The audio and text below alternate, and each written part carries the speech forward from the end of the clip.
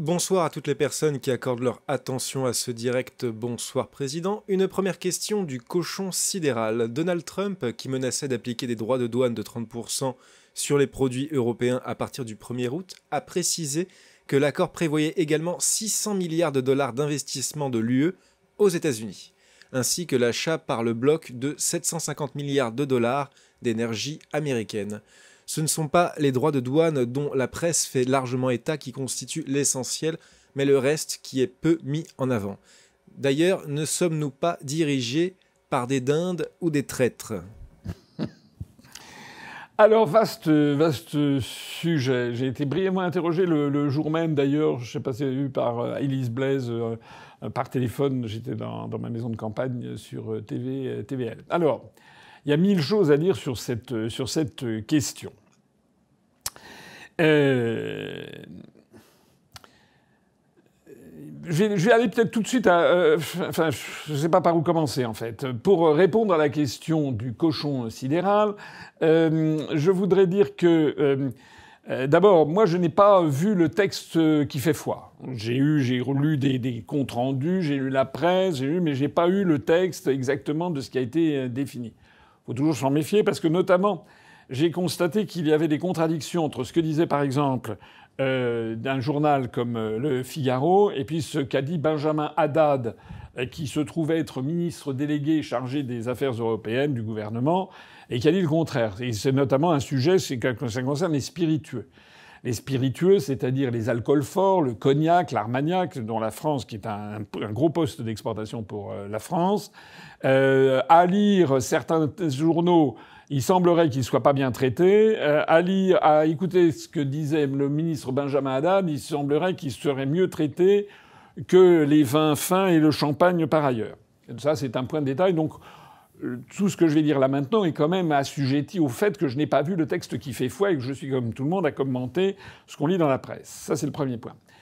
Le deuxième point, c'est que... Et il s'est passé quoi ? Il s'est passé que Donald Trump, dans un premier temps, avait voulu négocier pays par pays. Ce qui, j'y reviendrai en conclusion, eût été bien préférable pour la France. Sauf que, je rappelle que notre appartenance à l'Union européenne, enfin je le rappelle, qui le sait, notre appartenance à l'Union européenne fait que depuis le marché commun, ça remonte au traité de Rome de 1957, il y a un tarif extérieur commun, le TEC, qui est négocié. Les négociations commerciales multilatérales font partie des toutes premières, politiques qui ont été transférées du niveau national au niveau supranational, au niveau de la Commission européenne. Donc normalement, conformément au traité, c'est la Commission européenne qui est chargée de négocier ce qu'on appelle les NCM. NCM, pas NTM. NTM, c'est autre chose.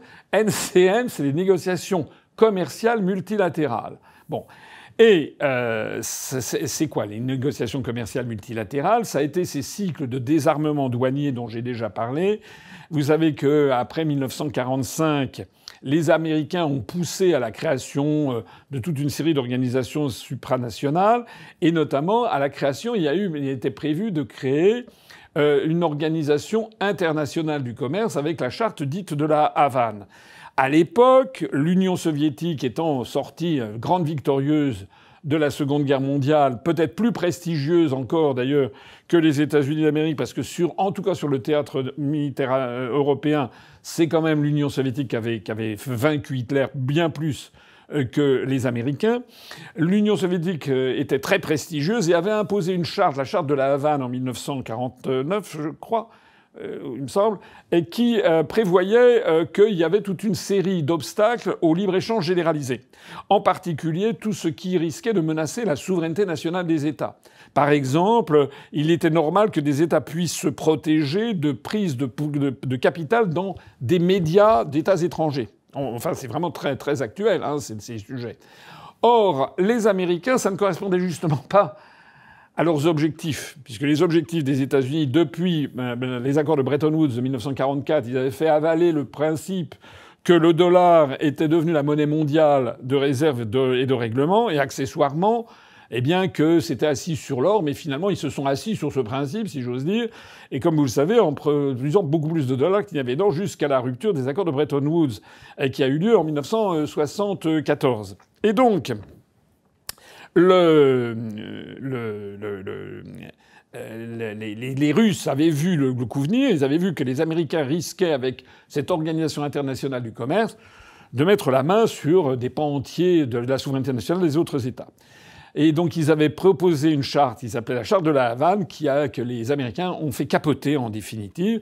Donc il n'y a pas eu d'organisation internationale du commerce, il y a eu à la place des accords de libre-échange progressifs, où on a progressivement fait du désarmement douanier, c'est-à-dire abaisser les tarifs douaniers. Il y a eu ce qu'on appelait les rounds. Ça a commencé par le Dixon Round. Après, il y a eu le Kennedy Round, parce que ça avait été lancé sous la présidence Kennedy. Et puis après ça, il y a eu notamment le Uruguay Round. Le Uruguay Round, parce que ça avait été lancé à Punta del Este, qui est la station balnéaire pas très loin de Montevideo, en Uruguay. Ça avait été lancé en 1986, ce désarmement douanier. Ça ne concernait en fait que les pays, en gros les pays occidentaux. Ça ne concernait pas le camp socialiste, c'est-à-dire l'Union soviétique, la Chine et puis tous leurs affiliés. Ça ne concernait vraiment qu'une partie des pays du monde. Et puis vous le savez, donc l'Union soviétique s'est désintégrée en 1989, 90, 91.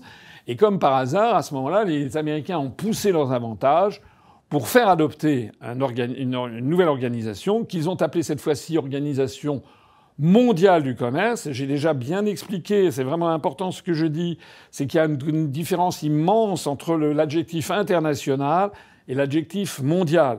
En anglais, international et global, ce qu'on appelle le globalisme. Voilà. C'est-à-dire que dans la conception du le mot mondial, le mondialisme, le globalisme postule la péremption du niveau national. C'est vraiment important à comprendre. Voilà. Et dans cette organisation mondiale du commerce qui a été imposée, les fonds baptismaux, ça a été à Marrakech le 15 avril 1994. Il se trouve que j'avais accompagné le ministre dans le cabinet duquel j'étais, Gérard Longuet, qui est ministre du Commerce extérieur. J'ai vu de mes yeux vus cette histoire où on racontait à l'époque à qui voulait l'entendre que c'était une nouvelle ère qui arrivait. C'était la mondialisation heureuse. C'était le titre d'un livre de Alain Minc. Et tout le monde allait bénéficier de cela. En réalité, avec le recul du temps, on s'aperçoit que c'est pas exactement ce qui s'est passé. C'est le moins que l'on puisse dire. Il y a eu un recul, en effet, de la démocratie dans tous les pays du monde, notamment dans les pays occidentaux, puisque le transfert à des entités supranationales de ces systèmes de droits de douane, etc., ça paraît technique, mais en fait, derrière, s'il y a des contraintes économiques considérables qui pèsent sur les choix démocratiques des peuples en question. Et puis deuxièmement, on a eu l'apparition de pays qui ont bénéficié à plein des transferts de mouvements de capitaux qui avaient d'ailleurs été positionnés déjà dès 1986 en Europe par l'acte unique. Et donc ça a permis à tous les capitalistes du monde capitaliste d'envoyer leurs usines, leurs fabrications dans des pays à bas coût de salaire pour y fabriquer à très bas coût et ensuite réimporter ça dans les pays développés en faisant des marges considérables. C'est le début du développement de la Chine qui deviendra progressivement ce qu'elle est devenue aujourd'hui, c'est-à-dire la première économie du monde, et puis le développement de l'Inde, etc. Alors incontestablement, cette politique a amené des quantités, des centaines de millions de gens à sortir du sous-développement, ça c'est tout à fait exact. Mais la contrepartie, c'est que c'est une espèce de pilule mortelle pour l'Occident en général, et pour l'Europe en particulier, et pour la France encore plus particulièrement, puisque si on met en compétition les salaires, la protection sociale des peuples d'Europe avec celle du Vietnam, il n'y a pas photo. Voilà. Et donc on est obligé progressivement de diminuer le niveau de vie et la protection sociale, c'est ce à quoi on assiste d'ailleurs. Voilà. Alors, lorsque Trump est arrivé à la Maison-Blanche, lui, vous savez qu'il est quand même... Alors, il y a des interprétations diverses et variées, mais enfin, on considère globalement que Trump est hostile aux forces mondialistes, que Trump, lui, veut revenir au rôle des nations, parce qu'il a bien constaté que le phénomène que je décris pour l'Europe et pour la France s'est appliqué aussi aux États-Unis d'Amérique, qui ont vu progressivement toute leur industrie s'effilocher et partir à l'étranger. Donc Trump, c'est un des axes essentiels de sa campagne électorale et un des axes essentiels pour lesquels le peuple américain a voté pour lui, massivement pour son deuxième mandat, c'est pour Make America Great Again, rendre l'Amérique de nouveau grande et puissante, c'est-à-dire en réindustrialisant le pays, en essayant qu'il y ait de plus en plus de production industrielle qui soit faite aux États-Unis d'Amérique pour retrouver la grandeur d'antan. Voilà. Et donc Trump est arrivé avec cette idéologie en constatant que les États-Unis d'Amérique sont le pays qui a les plus gros déficits commerciaux du monde.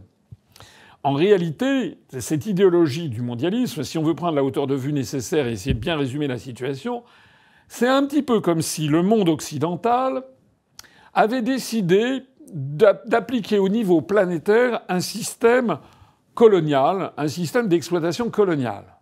C'est-à-dire aux Blancs, au peuple blanc d'Europe, la domination, le bien-être, le niveau de vie, etc. Et on file tout le sale boulot, la sidérurgie, les mines, la production de charbon, tous les process industriels, etc., le truc bas de gamme. On envoie tout ça dans les pays d'Asie ou d'Afrique.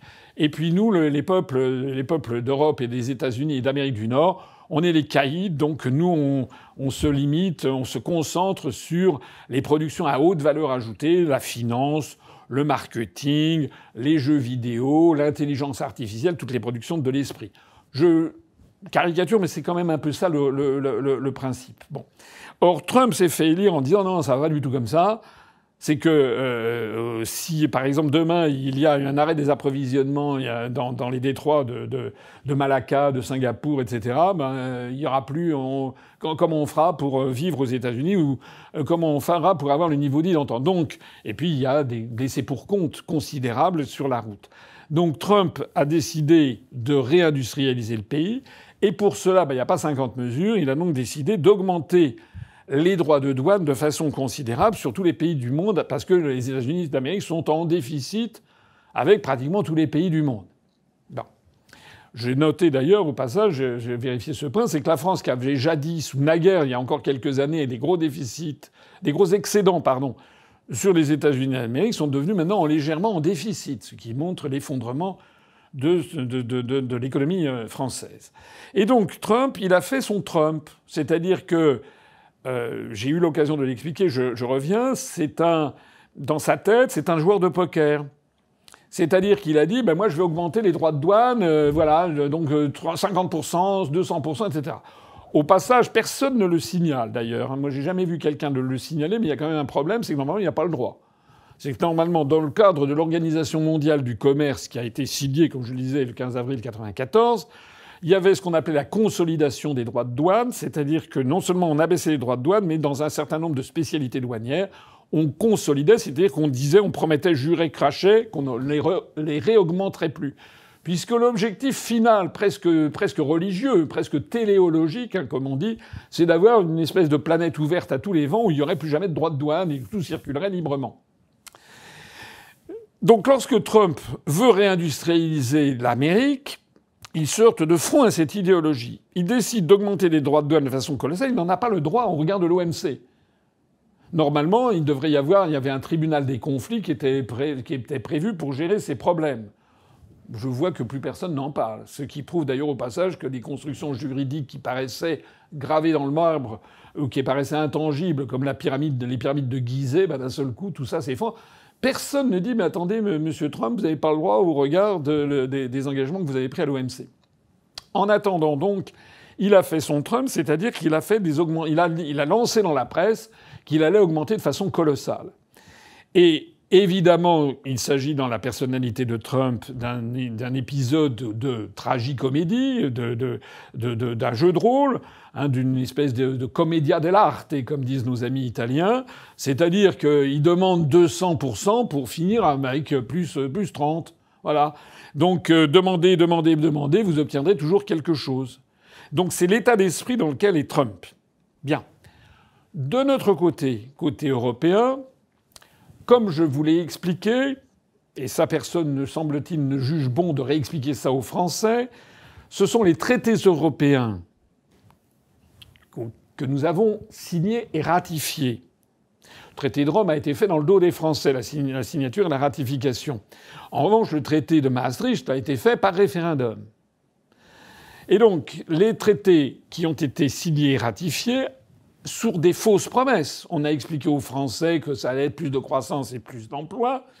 En fait, c'est le contraire qu'on assiste. Donc les Français ont été dupés par tout un personnel politique. Tous les gens que nous voyons, les républicains, les socialistes, les centristes, etc., ont été aux manettes depuis 1992. Ils ont appelé à voter oui à Maastricht. Chirac a appelé à voter oui à Maastricht, Mitterrand également. Le centre, n'en parlons pas. Ils sont donc responsables de la situation. Ils sont fondamentalement responsables de la situation qui est maintenant la nôtre. Et donc, en vertu de ces accords de cette parole de la France que nous avons, c'est même pas la parole, c'est la signature, la ratification en bonne et due forme de ces traités, la France a accepté que ces négociations commerciales, c'est plus elle qui les mène, c'est la Commission européenne qui mène les négociations au nom de tous les États membres de l'UE. C'est le principe. Du temps du traité de Rome, la Commission européenne s'occupait de ça dans le cadre des négociations, des rounds dont j'ai parlé tout à l'heure, pour 6 pays. Et puis le commerce extérieur, le commerce international, était quand même beaucoup moins développé. Maintenant, à notre époque, la Commission européenne négocie pour 27 États. Et là, je voudrais dire quelque chose qui est absolument fondamental, que je ne vois nulle part dans la presse française. Et pour cause, d'ailleurs. Et pour cause. C'est que je vois des gens qui s'indignent du résultat, dont on va parler dans un instant, du résultat des négociations entre Trump et von der Leyen, et il y a des gens qui disent « Oui, von der Leyen, c'est une CO2NE, elle est qu'incompétente, c'est une SALOPE, etc. » Enfin, je vois un bouillonnement sur Internet, etc., etc. Elle est incompétente, elle est corrompue, tout ça est exact d'ailleurs, malheureusement. Et il y a derrière ça l'idée que si c'était pas elle, ça pourrait marcher. C'est que si on avait quelqu'un d'autre, on aurait pu avoir quelqu'un d'autre qui aurait mieux défendu les intérêts de l'Europe. Et je vois beaucoup de gens qui disent « Oui, il faut défendre les intérêts de l'Europe, il faut enfin avoir une Europe forte qui défende ses intérêts. » Alors là, on est dans le quiproquo complet, dans le contresens complet, contresens contre lequel je me bats depuis 18 ans. Je voudrais dire ici, je le répète depuis 18 ans, il n'y a pas d'intérêt européen. Ça n'existe pas. Combien de fois faudra-t-il le mettre dans la tête des gens? Il n'y a pas d'intérêt européen. Parce que quand vous avez 27 États avec des histoires, des traditions historiques, des traditions industrielles, des capacités agricoles, industrielles, des traditions syndicales, des rapports au travail, des rapports au consensus social, une géopolitique différente, des ressources énergétiques différentes, des coûts de l'énergie, des coûts des matières premières différents, des marchés captifs, des éventails de production, vous avez des pays dont les intérêts sont totalement divergents et souvent, et même presque toujours, contradictoires. Quand vous voulez, quand Peugeot veut exporter une voiture en Chine, d'abord il fabrique maintenant sur place, mais son premier concurrent, c'est les Allemands. Il n'y a pas d'intérêt européen. Est-ce que c'est clair ou pas? On a mis ça dans la tête qu'il y aurait une Europe, les intérêts européens. Non, il n'y a pas d'intérêt européen. Et on le voit ô combien dans toute une série de domaines qu'on a pu balayer récemment. Je rappelle, par exemple, sur l'affaire dont je parlais, je crois, lors du dernier direct, de l'acétamipride. Vous savez, ce néonicotinoïde que les Français refusent, qui a été l'objet de la loi du plomb.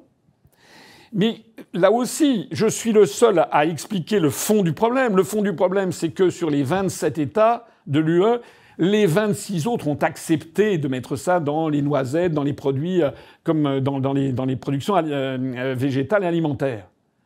Et du fait de notre appartenance à l'Union européenne, nous appartenons à ce qu'on appelle le marché unique.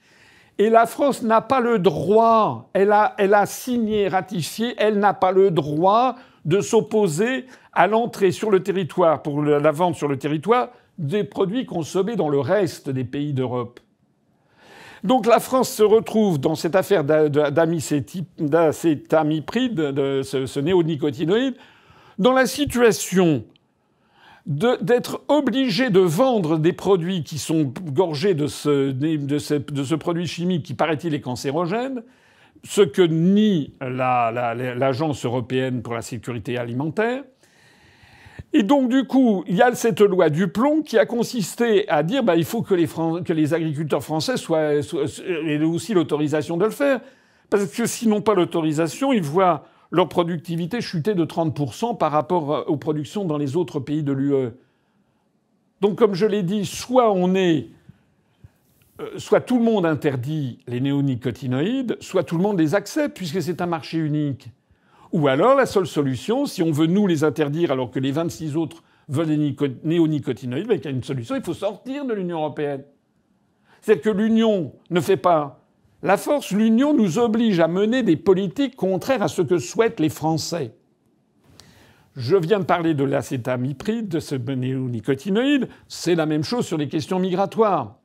Et c'est la même chose sur ces fameux droits de douane. Parce que les droits de douane, c'est quoi? Le problème vu de Trump, c'est qu'il a regardé la liste des pays. Bon. Il a vu que l'Allemagne engrange des excédents commerciaux énormes sur les États-Unis. Parce que l'Allemagne vend des voitures de grand luxe, considérées comme telles dans le monde entier. Vous vous rendez compte que en Corée du Nord, Kim Jong-un roule en Mercedes. C'est également vrai des dignitaires chinois. C'est pas vrai de Poutine, qui a développé des voitures russes de grand luxe. Mais aux États-Unis, les Allemands vendent des Mercedes-Benz, vendent des Porsche, vendent des BMW, vendent même des Volkswagen, etc. Mais si on se contente déjà des grandes voitures de luxe, des Maybach, tout ça, c'est vendu aux États-Unis. Les Allemands, par ailleurs, sont en monopole mondial sur toute une série de productions industrielles. Ils sont les champions dans des quantités de domaines, la chimie, l'optique, etc., mais aussi l'industrie, et notamment, par exemple, toutes les machines-outils, toutes les machines... Voilà. Donc, sur toute une série, j'ai déjà pris souvent cet exemple. Par exemple, pour faire du ravalement d'un clocher d'une église, vous avez maintenant des camions qui coûtent 600 000 € à l'achat, avec une passerelle télescopique, et puis il y a quelqu'un qui a un Karcher et qui nettoie le truc. Vous l'avez peut-être vu. Il y en a 7 ou 8 qui sont en France de ces véhicules, je crois, ou une dizaine. Monopole mondial des Allemands. C'est eux qui fabriquent les Karcher, c'est eux qui fabriquent le truc. Voilà. C'est comme ça. Puis après, il y a une barrière à l'entrée, donc il y a sans doute des imitations chinoises qui vont arriver, mais pour l'instant, c'est les Allemands. Donc, l'Allemagne dégage des excédents commerciaux géants sur les États-Unis. Et donc Trump dit, ça peut plus continuer comme ça. Moi, je veux fabriquer moi-même aux États-Unis d'Amérique des concurrents de Karcher, des concurrents de je sais pas quoi, ou des concurrents des voitures concurrentes des Allemandes. Donc, je vais augmenter considérablement les droits de douane sur les produits allemands pour que ça devienne tellement cher que ça redevienne compétitif de fabriquer ça aux États-Unis. Ça, c'est le raisonnement de Trump. Mais nous, on n'a pas d'excédent. On n'a plus d'excédent commercial. Donc Trump, il nous en veut pas beaucoup. Il a regardé, il a vu qu'avec la France, c'était les États-Unis qui avaient plutôt un excédent. Donc Trump, il a dans un premier temps proposé de négocier pays par pays. Sauf que Macron, évidemment, s'est précipité pour dire pas du tout, nous sommes solidaires. Et que de toute façon, Macron ou pas Macron, nous sommes tenus par les traités européens. Donc nous avons été obligés d'accepter ce qui est la règle de notre appartenance à l'UE, c'est que ce soit Mme von der Leyen qui négocie.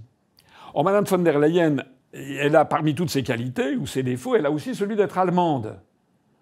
Et Mme von der Leyen, elle fait quoi? Elle est dans une position qui est très importante aussi à comprendre. Parce qu'avant Mme von der Leyen, il y a eu d'autres présidents de la Commission européenne. Auparavant, vous savez, il y avait le poivreau, là, le Juncker, Jean-Claude Juncker, le luxembourgeois, à 9h du matin, il était déjà à 2 grammes d'alcool dans le sang, vous vous rappelez? Enfin, c'était avant, il y avait eu Romano Prodi, après ça, enfin, il y avait eu des quantités. Mais à chaque fois, c'est la même chose. À chaque fois.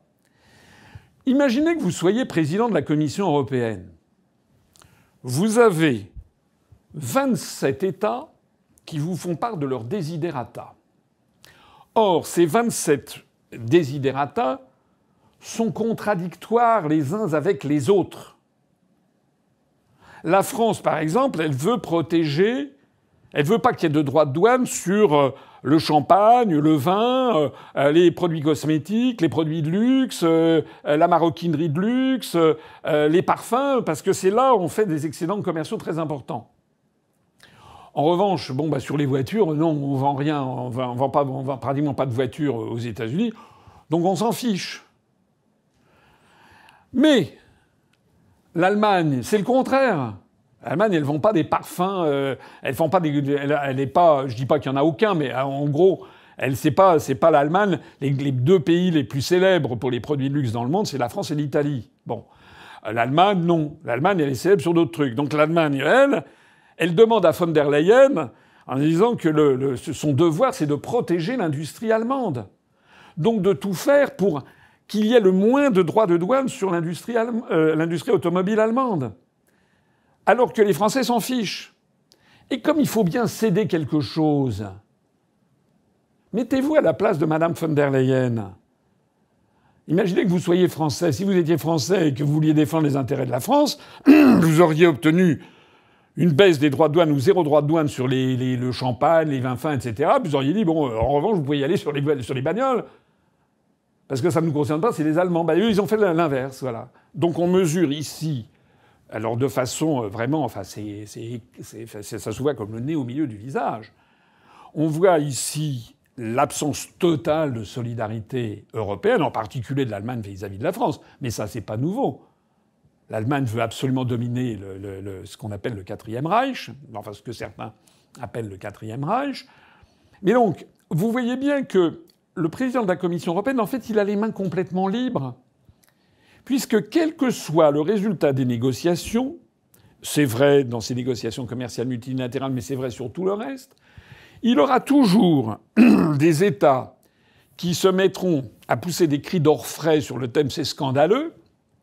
Ce sont ceux qui auront perdu dans le cadre de la négociation. Parce que dans une négociation, il faut bien faire des négociations, il faut bien céder des trucs. Donc ceux qui auront perdu se pousseront des cris d'orfraie, mais il y en a d'autres qui diront c'est formidable, on s'est bien débrouillé.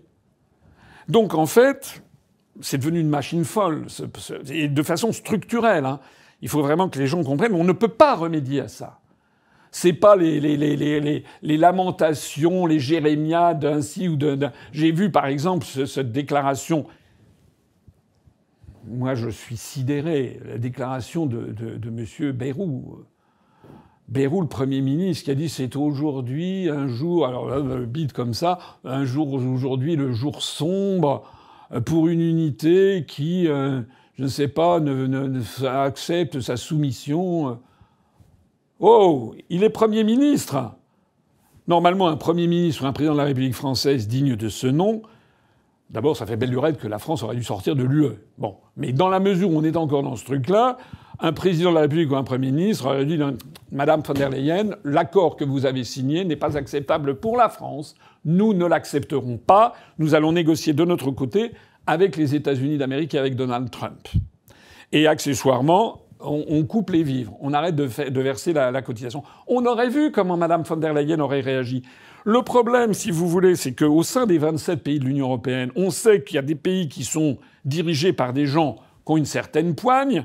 Alors Merz, peut-être en Allemagne, mais il y a toute une oligarchie en Allemagne, tout comment dirais-je, le monde de l'industrie, de la finance en Allemagne qui est très, très, très, très nationaliste et qui défend bec et ongle ses intérêts. On sait que les Pays-Bas défendent en général très bien leurs intérêts. Madame Meloni, elle défend son steak, elle défend ses intérêts si possible. On sait aussi que quelqu'un comme les Polonais ou les Hongrois, Viktor Orban, il est emmerdant mais bon, il faut en tenir compte. Mais en revanche, la France, c'est une espèce de ventre mou. Voilà. On est dirigé par des gens qui mélangent, qui sont des sommets à la fois de lâcheté, d'incompétence et de mollesse. Voilà. C'est-à-dire qu'ils ne se battent pas. C'est affolant. Et c'est pas nouveau. Hein. Je l'ai vu au long de ma carrière. Il y avait eu un fameux accord, mais là je vais paraître une vieille barbe, mais si je vous parlais du compromis dit de Blair House qui a été terrible pour l'agriculture française, et là c'était du temps de quoi ? C'était du temps de Mitterrand. Ça a été la France, elle a encore tout bradé. Il y a des passages extraordinaires de Gaulle dans C'était perfide, où De Gaulle explique justement que la 4ème République, c'était ça. C'était tout céder, c'était le fin du fin de la 4ème République. C'était ce contre quoi De Gaulle se battait. Hein. C'est-à-dire il disait donner son armée, donner son industrie à l'étranger, tout le monde trouve ça très bien. De Gaulle était là justement pour dire non, pour redonner de l'énergie et de la combativité à la France. Parce que les autres peuples, les autres pays sont pas du tout comme ça. Alors imaginez quand vous êtes Madame von der Leyen, qui est une Allemande, elle a affaire non seulement à Merz, mais elle a affaire à tout le conglomérat des grosses concerns, des gros combinats en Allemagne qui sont très puissants. Elle a affaire aussi à des gens très très sérieux et durs comme les Néerlandais, etc. Et puis face à ça, il y a Bayrou. Bayrou qui dit « Ah ben non, c'est pas bien. » Bon, ben c'est bon. OK, c'est plié. Donc elle est avec Trump, elle a dit « Allez, OK, donc on va... » Donc du coup, les vins, les champagnes, les maroquineries, les parfums, etc., on est taxé à 15%. Voilà. Donc ça va être... On prévoit déjà 5000 emplois perdus dans ce truc. Alors que pour les automobiles, Trump avait fait miroiter 30%, 15%, ben ils se disent bon, on échappe au pire. C'est ça qui s'est passé. Je voudrais dire à cet égard que et là je reviens à la question, c'est qu'il n'y a pas que les droits de douane, en effet. Il y a d'autres éléments qui ont été mis dans la balance. Alors, la Commission européenne a dit que l'Union européenne allait acheter pour 750 milliards d'euros de produits énergétiques, c'est du GNL, c'est-à-dire en fait du gaz de schiste. Alors là, d'un seul coup, tous les escrologistes qui nous disent que la planète, il faut absolument, c'est que la planète, c'était effrayant ce qui va arriver à la planète. J'ai appris d'ailleurs ce week-end, je ne le savais pas, vous avez vu que maintenant quand vous achetez un bocal de cornichons, il n'y a plus le truc en plastique là, pour sortir les cornichons. Ça a été interdit par l'Union européenne, semble-t-il, pour éviter le plastique et les coûts d'énergie. Mais au même moment, donc quand vous achetez maintenant, allez acheter un bocal de cornichons, vous n'avez plus, vous savez, le truc en plastique qui permettait de sortir sans aller fouiller avec une fourchette ou carrément avec les doigts. Bon. Mais ça, c'est pour sauver la planète. Mais en revanche, acheter pour 750 milliards de dollars ou d'euros, on ne sait même plus, je crois que c'est des dollars, de gaz de schiste, qui a rien qui produit plus que ça, alors ça, c'est très très bien. Ça, c'est formidable. On construit en France des éoliennes qui sont en train de détruire le paysage. Ce dont, d'ailleurs, nous a prévenu lui-même Trump en disant « vous avez bien tort ». Et puis, par ailleurs, il y a une promesse de 600 milliards d'investissements. Sauf que là, il y a un petit problème. J'ai expliqué ça l'autre jour à Élise Blaise, là, sur TV Liberté. C'est que moi, je ne vois pas quelle est la conséquence concrète de ça. Parce que Madame von der Leyen, elle a dit on va acheter pour 750 milliards de dollars d'énergie aux États-Unis. Bon. Le président de Total Énergie en France, ils sont contre-fous de ce qu'a pu dire Madame von der Leyen. Mais c'est pas encore l'impératrice d'Europe. Et c'est une entreprise privée avec un actionnariat qui a déjà passé des quantités de marché. Donc il va pas pour les beaux yeux de Madame von der Leyen. Alors peut-être, pour être un peu dans les bons papiers de la Commission, ils vont peut-être faire un petit geste.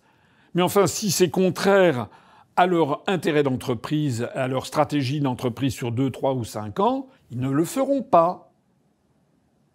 Voilà, parce que on n'est quand même pas.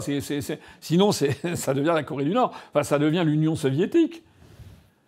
C'est-à-dire qu'en fait, Madame von der Leyen, elle a dit que l'Union européenne allait acheter 750 milliards de dollars d'énergie, mais je ne sais pas comment elle va pouvoir imposer ça aux acteurs économiques qui sont des acteurs privés et qui feront absolument ce qu'ils voudront. Donc ça, c'est le premier point. Pareil pour les 600 milliards d'investissements. C'est pas elle qui décide. Il y a des chiffres comme ça qui circulent.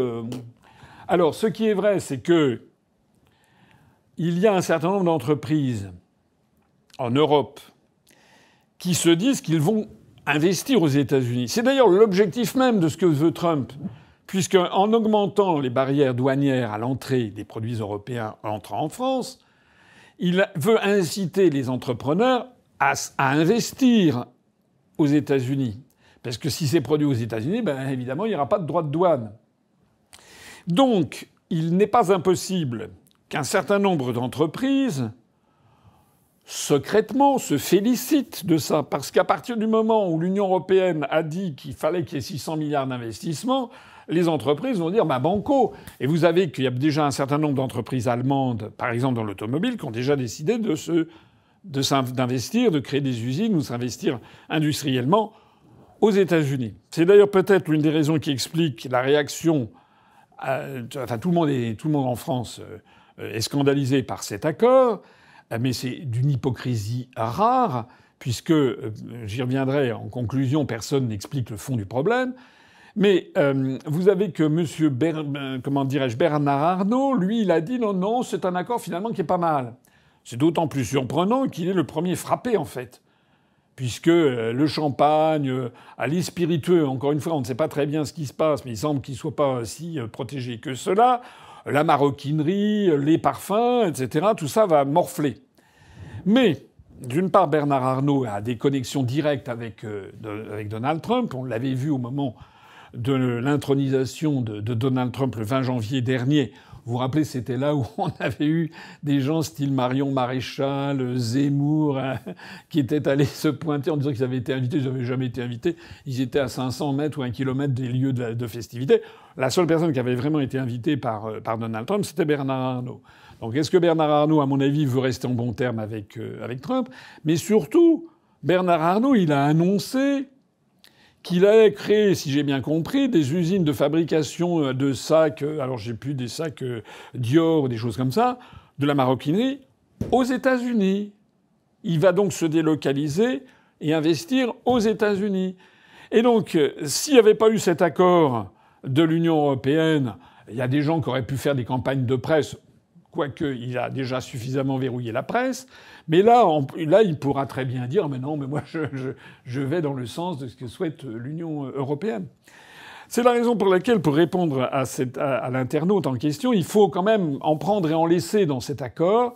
C'est-à-dire que moi, je ne suis pas... il y aura certainement des investissements, mais qui correspondent... Il n'y avait pas besoin de l'Union européenne pour le dire. Il suffisait qu'il y ait les droits de douane qui soient appliqués et qui ont pour objectif, justement, d'inciter les producteurs étrangers d'aller investir pour produire directement aux États-Unis. Quant à l'achat de produits énergétiques, ça, voilà, si vous voulez, si dans 3 ans, on s'aperçoit que finalement les pays de l'Union européenne au total ont acheté pour 300 milliards de dollars et non pas 750, ben, so what, hein, comme disent les Américains. Voilà. Donc, il y a derrière cette opération, et il y a certains analystes qui commencent à le dire, une opération peut-être aussi de relation du faible au fort.